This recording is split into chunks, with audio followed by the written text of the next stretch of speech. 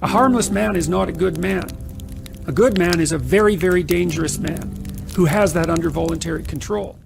जहां आज के मेल्स को वक्त के साथ एक डेंजरस मेल होना चाहिए, वहीं ये सॉफ्ट मेल सिर्फ एक हार्मलेस बॉय बन के रह गए हैं, जो बातें तो बड़ी बड़ी करते हैं लेकिन असल में किसी का कुछ उखाड़ नहीं सकते। जबकि असल में हिस्ट्री से अब तक कोई मेल ये नहीं चाहता कि वो हार्मलेस और कमजोर दिखे, जो किसी को वक्त और जरूरत आने पर नुकसान ना पहुंचा पाए, जिसका कोई भी कितना भी नुकसान करके चला जाए और वो चुपचाप बस सब कुछ सहता रहे और खड़े खड़े सब कुछ देखता रहे। मानो या ना मानो, हर एक मेल अंदर से यही चाहता है कि लोग उससे कहीं न कहीं जरूर डरे। रूम में मौजूद सबसे ज्यादा पावरफुल और डेंजरस मैन हो, उसके पास पावर हो, वो एक रियल सिग्मा हो। लेकिन ये सोसाइटी कभी ऐसा होने नहीं देती और ना ही चाहती है कि आप ऐसा बनो। आपको ऐसा फील कराया जाता है कि डेंजरस मैन बनना मतलब बुरा इंसान बनना होता है, पर ये सच नहीं है। रियलिटी तो ये है कि हर एक आदमी जो रिस्पेक्ट और पावर के साथ जीना चाहता है, उसे एक डेंजरस मैन बनना ही पड़ेगा, क्योंकि डेंजर और रिस्पेक्ट दोनों एक ही सिक्के के दो पहलू हैं। डेंजरस मैन की पावर ऐसी होती है जो आप उसके ऑरा से फील कर पाते हो। एक असली डेंजरस मैन वो नहीं होता जो चीख चीख के ये कहे कि वो कितना खतरनाक और पावरफुल है। ऐसे लोग सिर्फ हार्मलेस और कमजोर कीड़े मकोड़े की तरह होते हैं, जिन्हें कोई भी मसल सकता है, जो अंदर से एकदम खाली और खोखले होते हैं, बस बाहर से गुस्सा दिखाते हैं। एक असली डेंजरस मैन वो होता है जो अंदर से बहुत ही ताकतवर हो, लेकिन वो इस ताकत का दिखावा ना करता हो। वो इस ताकत के साथ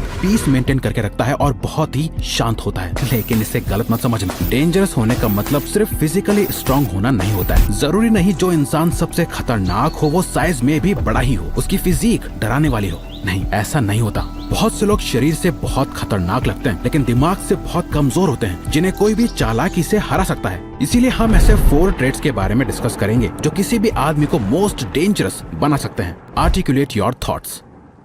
एक डेंजरस मैन वो है जो अपने थॉट्स और आइडियाज को बहुत क्लियरली और इफेक्टिवली कम्युनिकेट कर पाए और आसानी से समझा पाए। ये एक अनकहा सच है। लोग उस इंसान से बहुत डरते हैं जो बहुत अच्छे तरीके से कम्युनिकेट कर पाता है, जो सिर्फ अपनी बातों से ही किसी का भी माइंडसेट बदल सकता है और किसी से भी अपना काम निकलवा सकता है और लोगों पर उसकी बातों का असर होता है। इसी रीजन की वजह से एंड्रयू टेट को कैंसिल करा गया। हालांकि वो बहुत ही ज्यादा फिजिकली स्ट्रॉन्ग है, जो कि UFC फाइटर रह चुका है। उसके पास बहुत सारा पैसा है, लेकिन कोई उसके मुक्के से या उसके पैसों की पावर से इतना नहीं डरता जितना उसके बोले हुए वर्ड्स और बातों से ही डर जाता है। I believe that a man has the sacred duty to hold true to his word and do exactly what he says he will do. I believe that a man's life is difficult and that he has the sacred duty to become strong to handle such difficulty.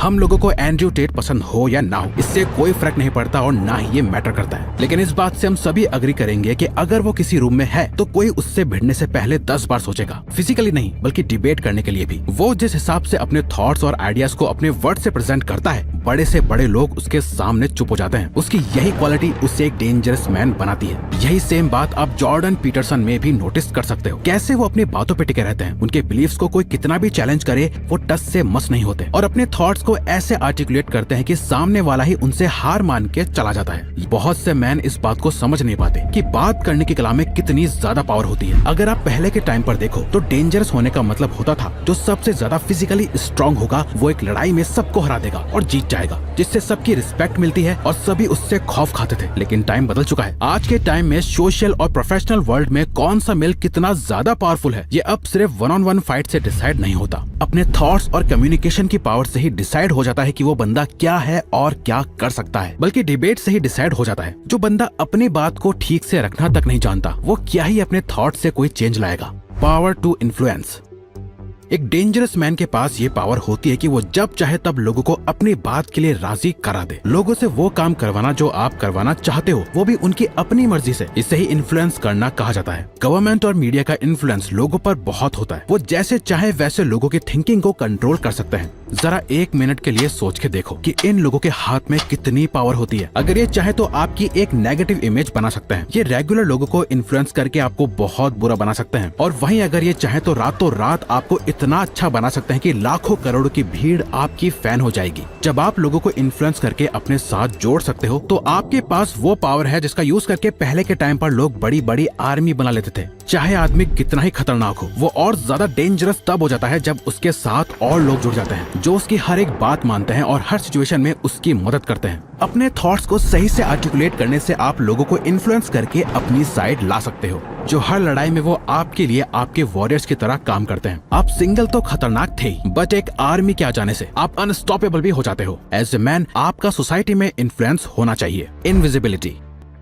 बहुत से लोगों को अपनी life social media पे दिखाने का बहुत शौक है, लेकिन अगर आपका प्राइवेट अकाउंट है सिर्फ अपनी फैमिली और फ्रेंड्स के साथ, या फिर आप कोई बिजनेस रन कर रहे हो जिससे आपको पैसा आए तो ठीक है, लेकिन अगर नहीं, आप सिर्फ लोगों के अप्रूवल के लिए या सिर्फ ये दिखाने के लिए कि आप लाइफ में कितना अच्छा कर रहे हो इसलिए सोशल मीडिया यूज करते हो, तो आप अपने आप को एक वल्नरेबल सिचुएशन में डाल रहे हो। क्योंकि एक डेंजरस मैन कभी अपने बारे में किसी को कुछ पता नहीं लगने देता, स्पेशली अपनी पर्सनल लाइफ के बारे में। लोगों के पास आपके बारे में जितनी ज्यादा इन्फॉर्मेशन होगी उतना ही ज्यादा चांस है कि आपके बारे में उस सारी नॉलेज का यूज करके वो आपके ही अगेंस्ट कभी ना कभी यूज करेंगे। क्योंकि जितना ज्यादा आपको एक इंसान के बारे में पता होता है, उसे कंट्रोल करना भी उतना ज्यादा आसान हो जाता है। अगर आपको इसका रियलाइजेशन अभी तक नहीं है, तो गूगल, फेसबुक और ट्विटर जैसे सभी सोशल मीडिया प्लेटफॉर्म्स आपके बारे में जितना भी कुछ जानते हैं उसका यूज करके आपको वही एड्स दिखाते हैं जिसमें आप सबसे ज्यादा इंटरेस्टेड होंगे। उनके पास आपके बारे में इन सारे इन्फॉर्मेशन का एक्सेस इसलिए है क्योंकि आपने खुद उनके हाथों में ये पावर दी है। आप खुद ही सोच के देखो,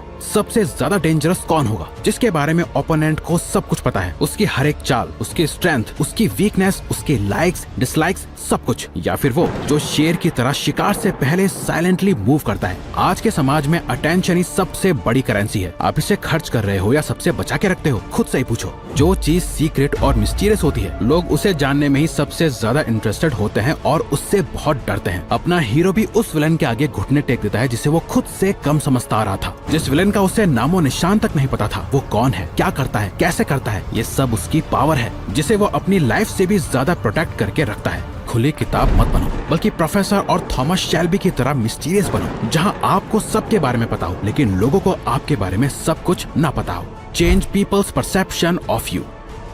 एक डेंजरस मैन जब वीक फील कर रहा होता है तब वो दुनिया को ऐसे दिखाता है जैसे वो कितना स्ट्रांग है, और जब वो एक्चुअली में स्ट्रांग होता है तब ऐसे दिखाता है जैसे कि वो कितना वीक है। खुद को सीक्रेटिव, अनप्रिपेयर्ड दिखाना भी सिग्मा की एक असली पहचान है। ऐसा करके वो लोगों को अपने ट्रैप में फंसा लेते हैं। सामने वाला बहुत ज्यादा ओवर कॉन्फिडेंट हो जाता है और सिग्मास इसी का फायदा उठाना जानते हैं। फॉर एग्जाम्पल, अगर कोई मुजरिम कोर्ट में मौजूद होता है और उसे जेल जाने की सजा मिलने वाली हो, तो खुद को ऐसे में स्ट्रांग और पावरफुल दिखाना उसका फायदा कम और नुकसान ज्यादा कराएगा। ये मैटर नहीं करता कि वो इनोसेंट है या असली में कोई क्रिमिनल है। कुछ सिचुएशंस ऐसी होती हैं जहां आपको अपनी पावर्स को छुपाना पड़ता है। एक असली डेंजरस मैन खुद को ऐसी सिचुएशन में वीक दिखाना जानता है। वो खुद के स्ट्रांग होने को खुद का ईगो नहीं बनाता। और हिस्ट्री में जितने भी लोगों ने ऐसा करा है जहां उन्होंने अपने आप को फालतू में अपने ईगो में बड़ा दिखाने की कोशिश की है, वो सभी बहुत बुरी मौत मरे हैं। वहीं डेंजरस मैन जब कभी ऐसी सिचुएशन में पड़ते हैं जहां वो अंदर से बहुत वीक फील कर रहे होते हैं, तब भी उन्हें एक मास्क पहन के रखना पड़ता है जो उनकी वीकनेस को छुपाता है। फॉर एग्जाम्पल, अगर आप किसी बिजनेस डील में हो और आप उस डील के लिए बहुत ज्यादा डेस्परेट हो, फिर भी आपको एकदम स्ट्रांग दिखना आना चाहिए। जैसे अगर आपको ये डील नहीं मिली तो मार्केट में और भी कई अपॉर्चुनिटीज हैं, आपके पास और भी कई बिजनेस ऑफर्स हैं। ये सामने वाले को ये सोचने पे मजबूर कर देगा कि जरूर आपके पास कुछ एक्सट्रीमली वैल्यूएबल होगा। तो अगर आपको ये वीडियो अच्छी लगी तो वीडियो को लाइक और चैनल को सब्सक्राइब करके हमें सपोर्ट करो और बेल नोटिफिकेशन